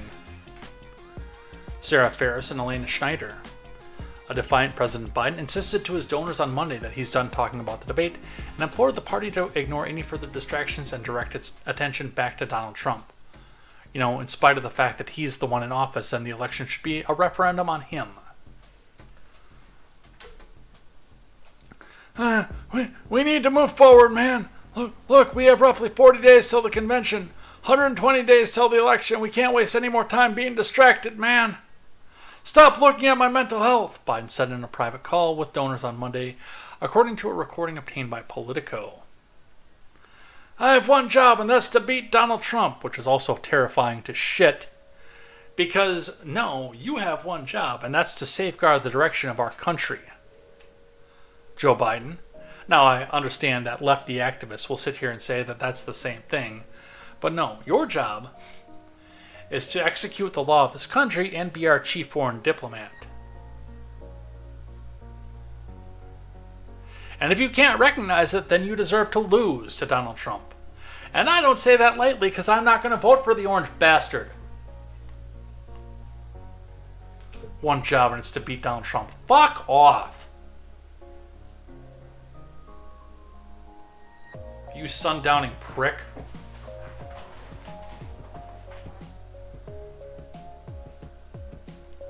The forceful message from Biden, which was delivered to hundreds of top Democratic donors and bundlers in the President's National Finance Committee, is the latest evidence that the President and his allies are working furiously to stem from defections from the party.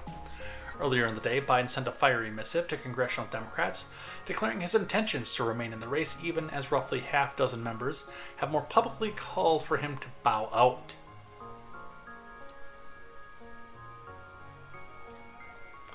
Several donors who participated in the call described Biden as forceful and strong. He took 4 questions during the meeting, including about Biden's plans for the next debate. The president responded to the strategy was to attack, attack, attack, according to a person listening to the call. Biden repeated multiple times that he would not be leaving the race. I'm telling you, man, I'm not going anywhere, folks. I'm in this to the end, and I'm going to beat Donald Trump, I promise you.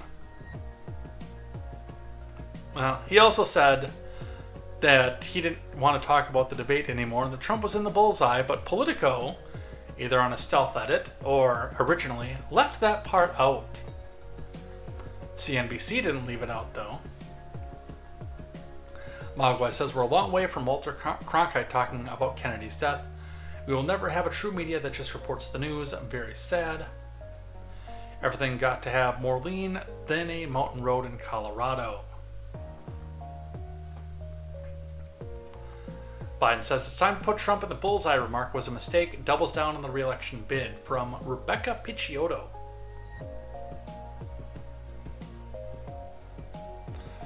President Biden said he should not have used the language "put Trump in the bullseye," a remark he made to donors in a private call days before the attempted assassination of Trump at a Pennsylvania rally. It was a mistake to use that word, man, Biden said according to an excerpt of Monday's interview with Lester Holt. I meant focus on him. Focus on what he's doing. Focus on his policies. Focus on the number of lies told in the debate, man. Come on. How do you talk about the threat to democracy, which is real, when a president just says things like he says? Do you just not say anything because it may incite somebody? Well, considering the fact that you just incited somebody, yeah, maybe I would take a step back if it was me. Holy shit, we're running out of time. And I still have other stuff to do.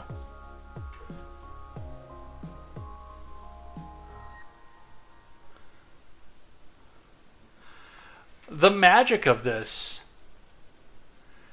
is that this was the same rhetoric that was used against Sarah Palin all the way back in 2008.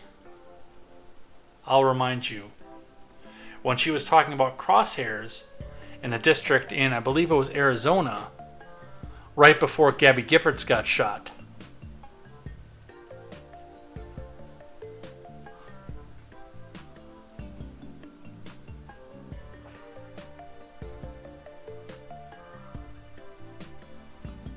So,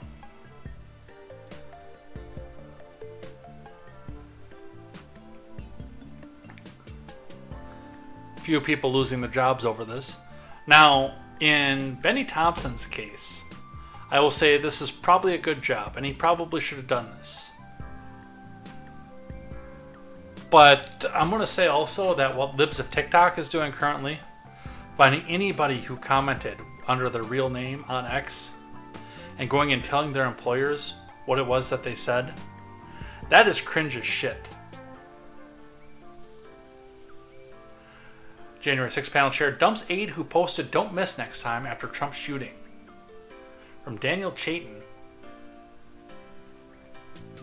a prominent House Democrat staffer who posted to social media about the gunman needing shooting lessons so you don't miss next time after former President Trump survived an assassination attempt, is out of a job. Benny Thompson, who served as chairman of the now defunct January 6th committee, confirmed on Sunday the ouster of the aide, field director Jacqueline Marsaw, as the congressman faced mounting calls to fire her over the comment. I was made aware of a post made by a staff member and she is no longer in my employment, Thompson said according to Fox News. Which again, is probably the right decision. But libs of TikTok going out and getting a Home Depot worker fired who's probably already miserable, low paid, and 62 years old. That's just fucking cringe, you guys.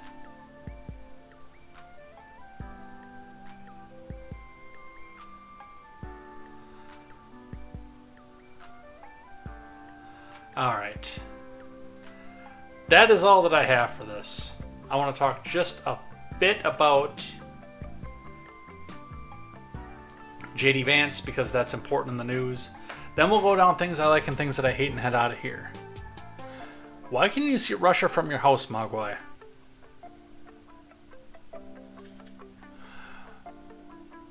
You're give or take 3,600 miles away from Russia. How can you see Russia from your house? Alright. I'll grab one from Reuters to start with here in the aftermath.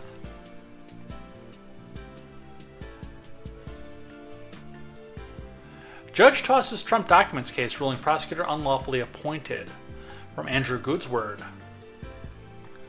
A U.S. judge on Monday dismissed the criminal case accusing Trump of illegally holding unclassified documents, dealing the former president another major legal victory as Republicans seek a return to the White House.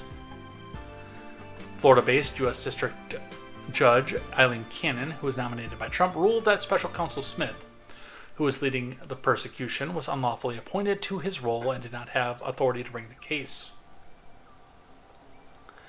It marked another blockbuster legal victory for Trump following the July 1st U.S. Supreme Court ruling that as a former president he enjoyed immunity from prosecution for many of his actions in office.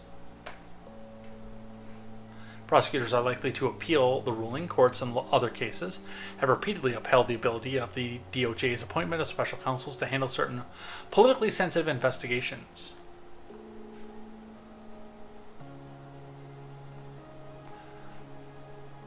Let me see if I can actually find what he was dismissed for. Alright, the superseding indictment is dismissed because Special Counsel Smith's appointment violates the Appointments Clause of the U.S. Constitution. Thank you to NPR for putting this up here. I'm not going to go through my spiel because we're running up on time right now.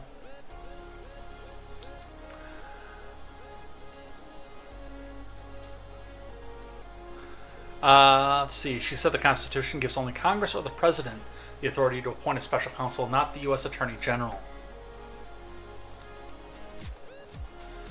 Smith had contested this argument, and other federal courts upheld the constitutionality of special counsels, but Cannon's ruling, even in the likely event of an appeal, adds months to the case. None of the statutes cited as legal authority for the appointment gives the AG broad inferior officer appointing power or bestows upon him the right to appoint a federal officer with the kind of prosecutorial power wielded by Special Counsel Smith. Cannon wrote, nor do the special counsel's trained statutory arguments, appeals to inconsistent history, or reliance on out-of-circuit authority persuade otherwise. Technically, Cannon is right on this. Because, yes, this is only a position that is enjoyed by Congress or the President himself. When this is appealed, it is going to be argued that A.G. Garland, I should be proper with him at least, is acting on the authority bestowed to him by the executive branch. Whether or not it will hold up in a higher court, I don't know.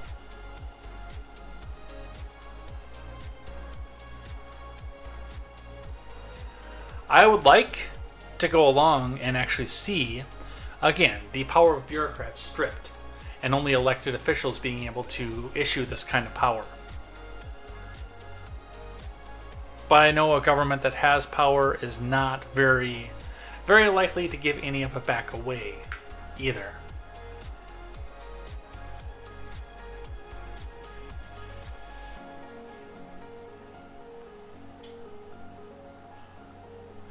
It's possible this stays dead, though.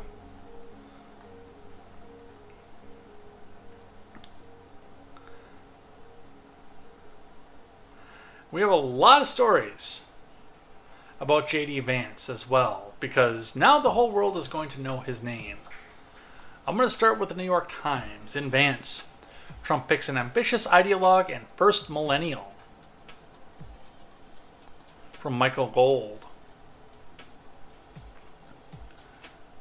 Former President Trump has chosen J.D. Vance to be his running mate, wagering that the young senator will bring fresh energy to the Republican ticket and ensure that the movement Mr. Trump began nearly a decade ago can live on after him.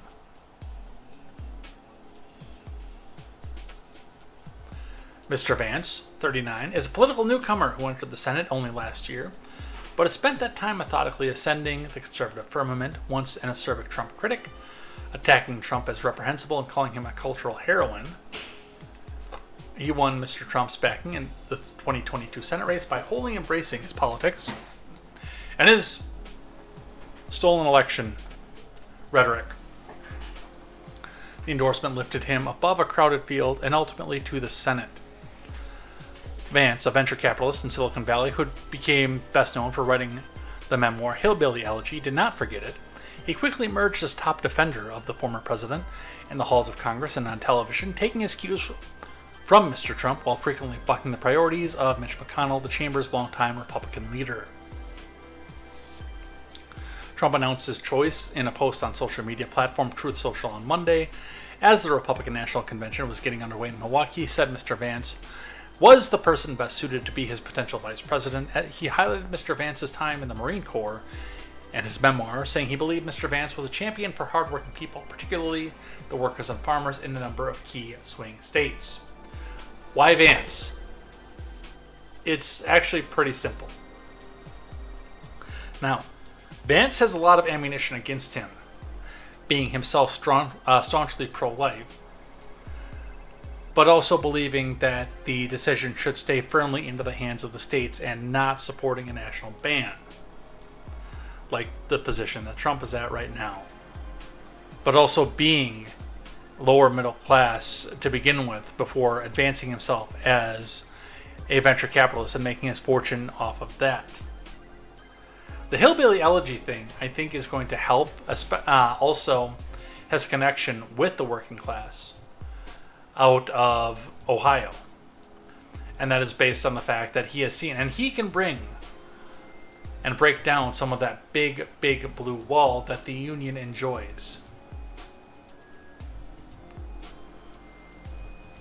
And start to come through that. Even Trump himself being able to do things to bring jobs back and bring them back to the United States out of fully union-controlled states was a big boon in turning the direction of the political landscape, leaving Democrats to be the party of the elite and the lower class, but losing a lot of the middle class. And so, I don't particularly care for J.D. Vance. I do have Hillbilly Elegy on my reading list. I've not read it yet. That might change my mind if I go and read that. I'm probably not going to watch the movie. I don't know. I've got some other issues with Vance, and it's really surprising to see another boisterous male be a part of the Trump ticket, where a lot of us thought that it was going to be a vociferous, boisterous female, or a male who would slide somewhere into the background. Again, I thought Dr. Carson was going to be the person. I thought Dr. Carson was going to be the one. I question where J.D. Vance brings some people in, but I also can see where he has the potential to do so.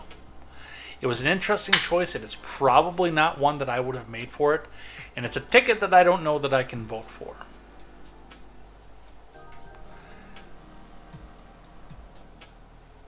So, and a lot of our media outlets are going to tell us exactly how evil Mr. Vance is. Alright, we're going to call it on the news for that. And we're going to finish out, as we always do, with the rules of acquisition and things that I like and things that I hate. A short run today on those. So let's check in with our chat again. I still don't know why Mog can see Russia from his house. I'm genuinely curious about that. Alright, anyway, as we head out of here, the last things that we do is we read one of the rules of acquisition, the Ferengi religious text and commandments that allow them to live out the end of their life with social credit to bring to the divine treasury to bid on their next life. Supposedly, if you follow these 433 rules of acquisition, you gain more social credit and have more to bid with as you get to the end of your life. Every week we read one of these, look at how it was used in canon, and look at how we can use it in our real life. The 8th rule of acquisition, because we left with the 7th rule of acquisition last week. Small print leads to large risk. This is from a DS9 companion book, The Ferengi Rules of Acquisition. Of course, small print always leads to large risk. If there is something in there that the person who wrote the contract does not want you to know about, they'll put it down in a series of stipulations out at the bottom of the page, otherwise known as the fine print. Look, there's a reason that the contract writer doesn't want you to know about that. They want you to read about all the good things that this is going to do for you, without any of the large risk that's in the small print. So, of course, always read the small print, read the fine print, make sure your deal is the best for you, and take your social credit to the divine treasury to bid on your next life. Let's do a couple things I like and a few things that I hate. From Reuters, things that I like today. This one is something that I especially like. Given a hobby that has turned up here that I've totally not embraced ever before any of this. No, this is something that's going to be completely new only after the injunctions are over and this is actually unconstitutional. But from Reuters, U.S. ban on at-home distilling is unconstitutional, Texas judge rules. From Nate Raymond. A federal judge in Texas has ruled that a 156-year-old ban on at-home distilling is unconstitutional, siding with a group that advocates for legalizing the ability of people to produce spirits like whiskey and bourbon for their personal consumption. Now, keep in mind that if you are going to sell this, you still have to jump through all the hoops of licensure and quality, and make sure that it's of good quality and isn't going to blind you, because nobody would ever blind people who are buying alcohol illegally, especially not the government. District Judge Mark Pittman, an appointee of Donald Trump in Fort Worth on Wednesday, agreed with Hobby Distillers Association lawyers that the long-standing ban exceeded Congress's taxing power and ran afoul of the U.S. Constitution's Commerce Clause. He issued a permanent injunction barring the ban from being enforced against the Hobby Distillers Association members, but stayed his decision for 14 days so the government could seek a stay at the appellate court level. Devin Watkins, a lawyer for the Texas-based hobby group at the libertarian think tank Competitive Enterprise Institute, said the email, "The ruling respects the rights of our clients to live under a government-limited powers." Now, what's interesting about this, of course, is the fact that there is no federal ban on fermentation, creating a fermented beverage, a beer, a wine, a thing like that. It's only on liquor, intoxicating liquors, and distilled spirits. And yes, it is very much in place. Unless you have a specific distilling license from your state, you can be fined and possibly go to prison for making, even for your own consumption, liquor at home, because you might hurt yourself. Now, with this being said, there's more instances of botulism from improperly canned foods, and there's no license for canning. Even though I'm sure that Green Giant would love to put some sort of licensure on that to make sure that you can't make your own green beans in a jar at home. I need to make green beans this year, but unfortunately, because I don't have my patio garden, I'll have to get some from the farmer's market. Not some broccoli. I've never seen canned broccoli, but I'll have to freeze some of that up as well. Get some other stuff up in a can, because it's going to be so good. Oh, so good. But you can preserve food in a 100 different ways other than distillation. But there's only one thing that's licensed. And partially it comes left over from the 1919 prohibition of alcohol. And it is unconstitutional. It's not the government's job to protect you from yourself. You go into it knowing all the risks, and trust me, as a person who was interested in getting a distilling license, but would never put anything through a still before I got that license, I have looked through all the licensure and all the reasoning for that, why they do it the way that they do. And it is mostly protect you from yourself. And of course, the government hates competition as well. So this is a step in the right direction. There is still a stay on this right now, so the government has a chance to appeal. But once this is all done, I anticipate that this is going to be amazing. From the Daily Wire, Eric Swalwell dragged on social media after picking a fight with Ben Shapiro from Zach Jewell.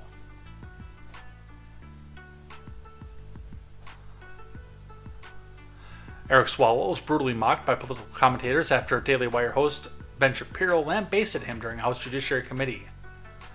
Swalwell attempted to derail the committee hearing that featured Shapiro testifying on an alleged conspiracy to silence conservative media outlets by asking the Daily Wire host questions on unrelated policy positions.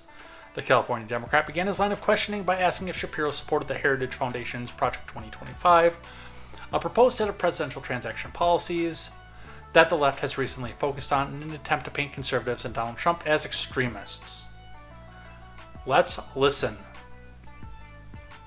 Daily Wire reporting Swalwell attempts to spar with Ben Shapiro doesn't well for the China spy guy. Let's listen. You probably want less bureaucracy, right? I do. I want less bureaucracy. You want more efficiency? I do. I want more efficiency. You want taxpayer money spent wisely? I do. Congrats on becoming a Republican. Yeah. My parents would be proud. Mass deportations, it calls for that. Do you support that part? I support the deportation of any illegal immigrant who's in the United States who is not of benefit to the generalized American public. So if they're picking agriculture that puts food on the tables of everyday Americans, they've never committed a crime inside the United States, they didn't come across with documents, should they be deported? If they have not paid taxes and if their draw on the taxpayer benefits are larger than the contribution they are making to the economy, or if they're involved in criminal activity, they should be deported. How do we measure that? The same way that the IRS measures my income every year. It seems like if the IRS can track down every aspect of every receipt that I've ever submitted, and So they can do were so for willing to hundreds pay- of millions of other Americans, they can do that for illegal immigrants as well, except for the fact that no one knows how many are in the country thanks to this administration. So you would be cool with creating a system where they could pay those taxes if they wanted to and then stay and work and put food on our table? It depends on how long it would take for them to pay the taxes, and they would also have to go presumably to the back of the line, although I'm not sure why I'm testifying about immigration policy at this point. How about banning the abortion pill? That's part of Project 2025. Do you support that part? I think that that's a state-by-state issue on a personal level. I'm just asking you. Sure, I'm a fully pro-life person, which means that I'm not in favor of the distribution of the abortion pill. Banning same-sex marriage, what about that part? I am in favor of traditional marriage between a man and a woman, and I'm perfectly fine with anyone having any sort of voluntary sexual arrangement they seek. That's a different thing from whether the government should attach benefits to that personal relationship. But you think it's a sin to have same-sex marriage? I mean, I'm confused. Are you asking me as a religious Jew what I think about biblically? I'm just asking, is it a sin to be gay? Is it a sin to be gay? I mean, how long do we have here? 2 minutes? I mean, if the basic idea is that sexual orientation is up for government regulation, I'm not in favor of the government regulating the private consenting sexual activity of adults. That is a different thing, once again, from whether the government ought to engage in actual benefits for particular sexual arrangements that adults make. But again, just you to me, is it a sin or not? From a religious Jewish perspective, orientation is not a sin, but activity is. That's also the same perspective of most major religions, so far as I'm aware. Okay. And how about cutting Social Security? Do you support that part of 2025?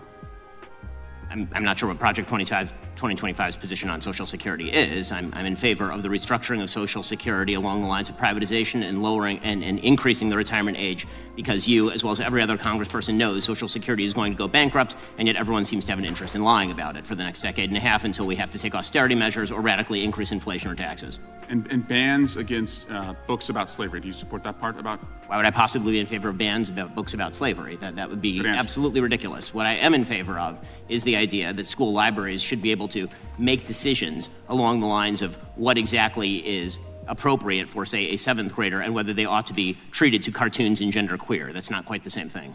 And just because we found some receipts, you did say, I think homosexual activity is a sin. Yes, I'm a religious Jew, that's true. There's a genetic component You to found me sexual out. orientation, but the view of all religious people I know has always been that sexual behavior is something that is up to you. And you said, I may have a desire to sleep with many women, but I do not. I agree with me. Yes, that's true. Congratulations on your, I'm sure it's very hard to restrain yourself. Mr. Chairman, I just want to shift to Alvin Bragg. He was supposed to be here this week, and he's not coming. And Hunter Biden was supposed to testify. Now he's not testifying. We were supposed to have votes on articles of impeachment, and we didn't. And again, we're just wondering, you guys write great press releases, but the payoff seems to never come. And so I guess we will keep waiting, and we'll do hearings like this. And finally, Chairman, you cannot yell fire in a crowded theater. And that's a restriction on speech, as you have recognized before. But you can yell theater in a crowded fire, and you all can continue to do that all you want, and we'll just waste the American people's time. Gentleman's time has expired, and I remind him of the first rule of holes. When you're in one, stop digging.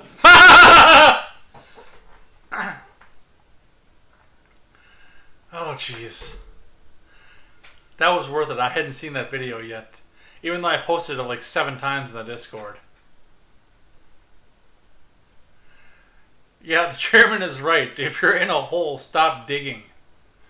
We found receipts that said that you said homosexuality is a sin. And yes, right under that, on the same quote, is him saying we're not going to government regulate it. I don't think orientation is either at this point. But yes, I think the idea of one man giving it up the ass of another man is a sin. But what they do in their own home is between them and God. It's not my job.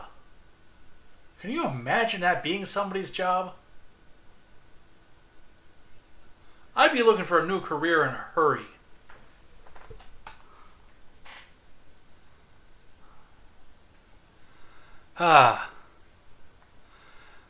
Some of the memes, of course, coming out of a Trump assassination attempt, one of my favorites, comes from the Beanie Boy, who is probably still on ABC payroll, even though he wants to tell you that he is completely independent. Kyle, at Kyle Matovic, or Matovchik, I don't know. Breaking, at Timcast is rushed to the hospital after experiencing an erection lasting longer than 3 hours. Witnesses around him said he was breathing heavily and saying, "Civil War!" I gotta play some Tim Pool stuff for Palm so she knows what the Civil War meme is. Because I brought it up in front of her the other day and she had no idea what it was. But yes, our boy Timmy does seem to love to yell for Civil War. He thinks we're already in one. And one more thing that I like, and we'll move on to some things that I hate. Destiny got shut down by friend of the show. Definitely not advice. Who is at still not advice? Who is I think Steph XAG's in the Discord, by the way. Got famous over this this exchange with the mental midget. So Yukon Cornelius with the initial video says, Destiny spurred out and rage quit after the space after getting pressed by a woman. And that's a 50-second clip. Steph actually has the full clip with this, so let's listen to the mini clip first, and then we'll go with the full clip. That's totally normal and acceptable, according to you, because he delayed his acting on January 6th. Just want to make sure we're 100% clear here. You know, some people, they'll eat like the whole Oreo, and then other times they twist them, and then they like eat the frosting first, because everybody has like their own process. I'm curious for you. Do you like suck out like the blue parts of the Tide Pods first, or do you eat the whole thing in one bite? when you're chowing down on them every night? I've got to know. You know, Is I it the like whole to take Tide my Pod, time or do you on do it those part by things. part? Do you put out like 10 of them and eat the white part like in all 10 of them and then eat the rest of it? Or what a retarded fucking summary of everything that I like fucking said. Yeah, you sound like a fucking extra really in My taking Cousin it- Vinny, okay? Thanks for the input, okay?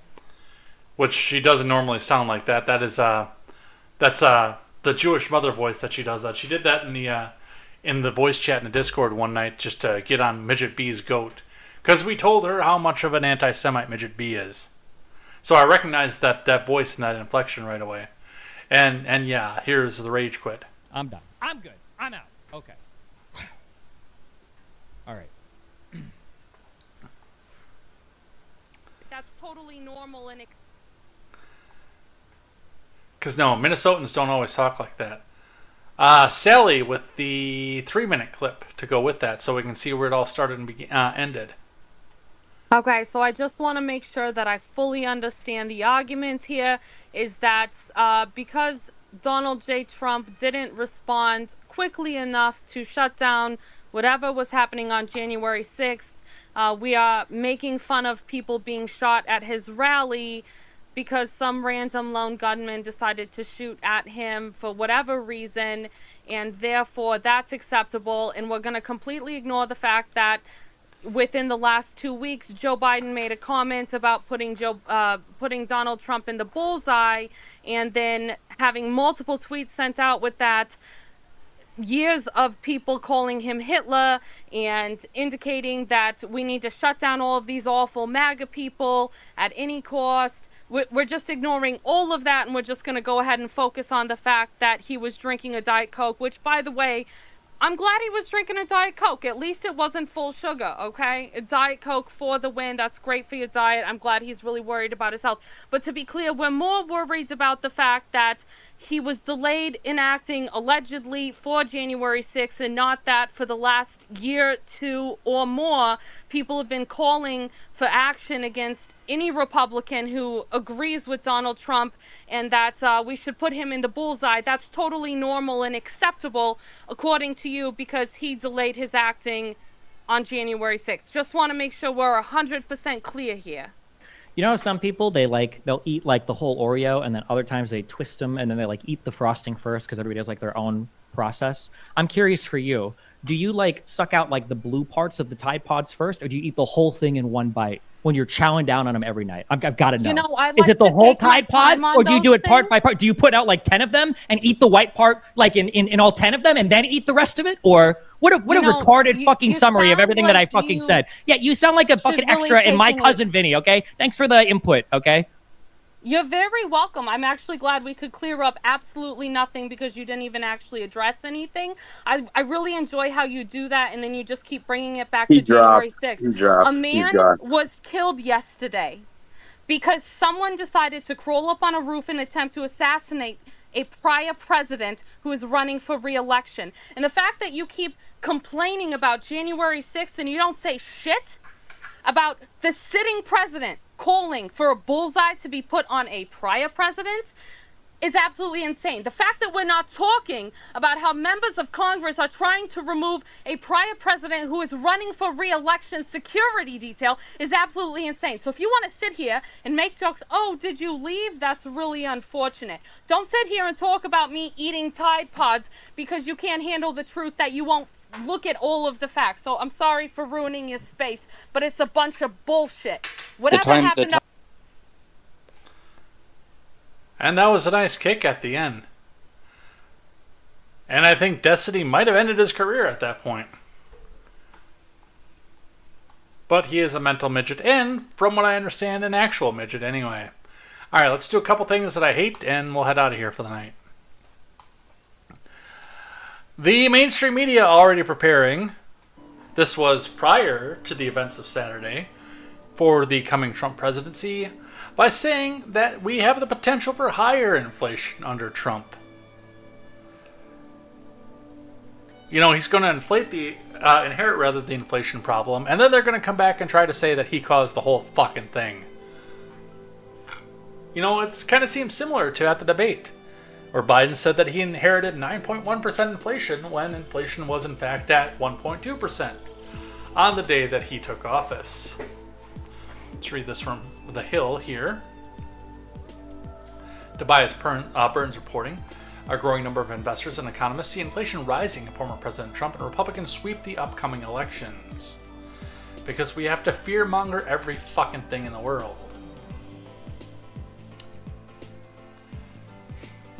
As Trump opens a wider lead in the polling over President Biden, economics experts say his proposed tax and tariff policies could lead to higher prices after more than 2 years of incumbent fighting inflation. Trump has proposed replacing the income tax with a 10% general tariff on imports, a tax that would be levied on a huge variety of goods and services. Republicans are also eager to extend the expiring provisions of Trump's signature 2017 tax cuts, which economists say could add more fuel to the inflationary fire, in spite of the fact that it took 3 years before the inflation kicked in the last time. With a Trump presidency, more likely an increase in tariffs is more likely. It's actually probably not that likely, because the people who are making money off of cheap Chinese goods with an R next to their name in Congress will stop it. An increase in tariffs translates to a higher cost of doing business, which translates to being somewhat more inflationary, Axel Merck, the president and chief investment officer of Merck Investments, told The Hill. I think it's going to be more that he inherits the inflation, and the history books are going to say that he started it, of course. And the last one, because this actually went along with the thing that I liked earlier. I don't know why I didn't put that over there, but instead we're going to go with the Associated Press. French far-right leader Marine Le Pen is investigated over alleged illicit financing in 2022 vote. So apparently investigating our political enemies to death is something that we're just going to do worldwide in every civilized country now. Bring us the man, or woman in this case, and we will find you the crime. No author given, the Paris prosecutor's office said Tuesday. It opened a preliminary investigation last week into suspicions of illicit financing of far-right French leader Marine Le Pen's campaign during the 2022 election. The office told the Associated Press that judicial probe opened July 2nd into allegations of accepting financial loan, misappropriation of property, fraud, and forgery. It did not give the details because it doesn't have the details.